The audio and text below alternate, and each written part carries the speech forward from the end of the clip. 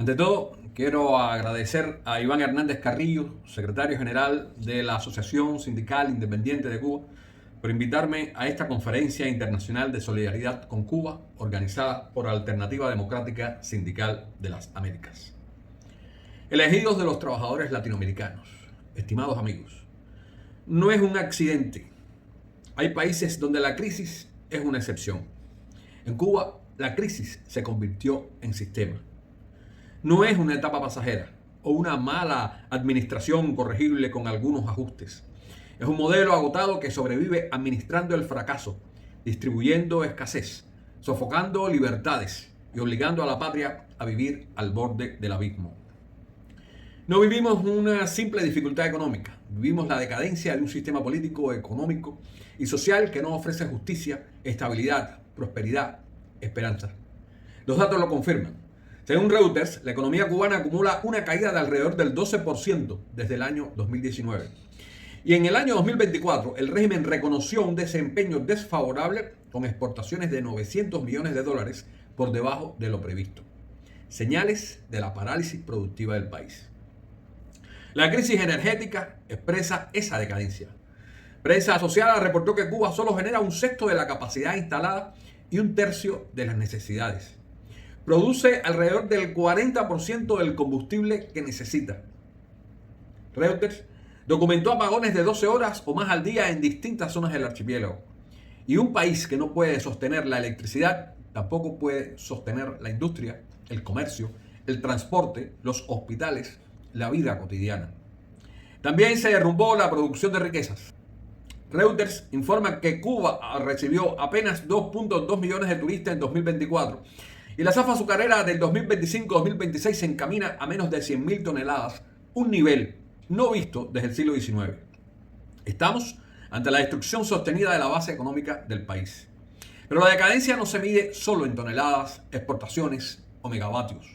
Se mide en la vida real de sus trabajadores. Se mide en el salario que no alcanza, en la mesa vacía, en la farmacia sin medicinas, en el anciano sin tratamiento, en el hombre y mujer que no pueden vivir de su trabajo.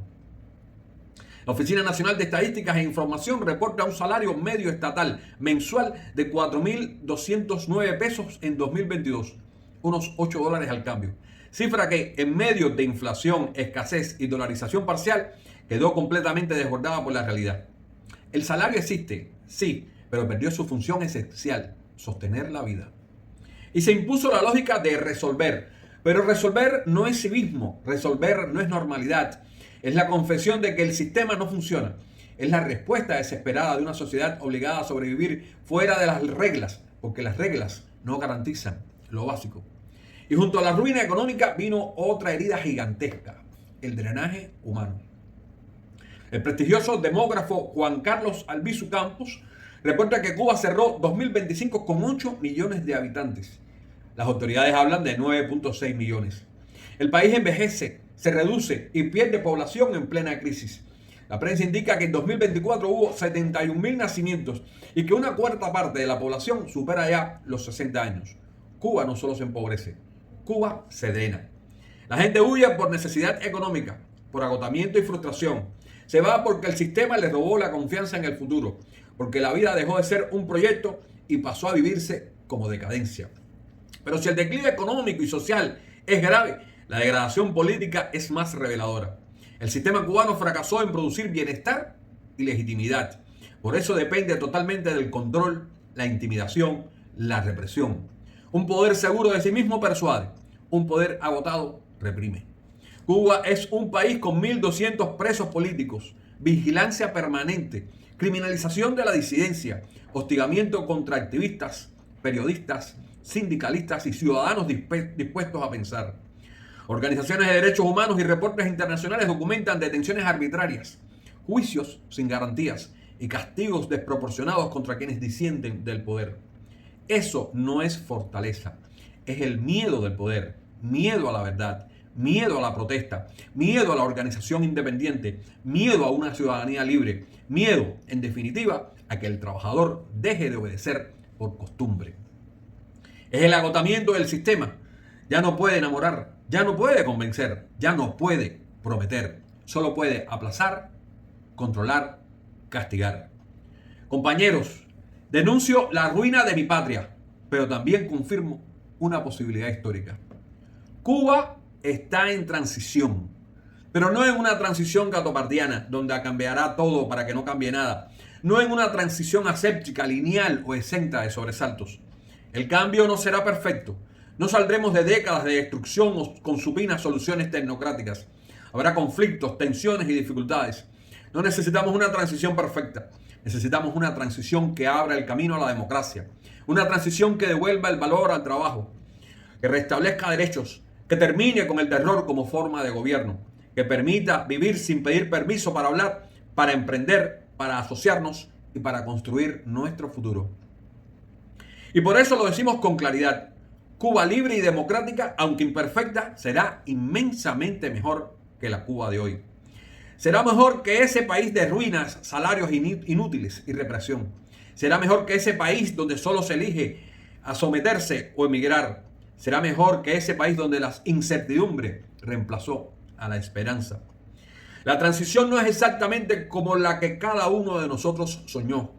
No resolverá de golpe la pobreza acumulada, la fractura social o la desconfianza sembrada por años de terror, pero será justamente lo que necesitamos para encaminar a nuestra patria hacia la democracia.